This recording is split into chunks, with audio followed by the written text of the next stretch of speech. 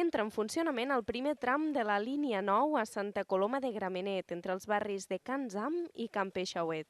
Amb 50 quilòmetres de línies subterrànies i 52 estacions, serà la línia automatitzada de metro sense conductor més llarga d'Europa i és la primera experiència a Espanya de combois automàtics sense conductor.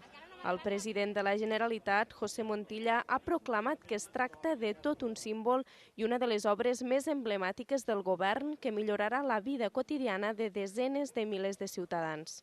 He de dir que em sento orgullós com a president de Catalunya que una de les obres més emblemàtiques d'aquest govern i d'aquest mandat sigui una obra adreçada especialment a les desenes de milers de catalans i catalanes que viuen i es desplacen i treballen entre les nostres ciutats.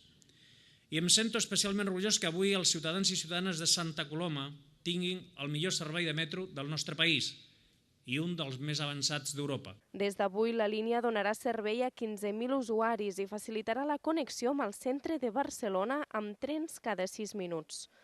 El cap de l'executiu ha destacat que, tot i que el context econòmic és complicat degut als efectes de la crisi, aquesta és l'obra pública unitària amb més inversió de les que s'executen a Espanya.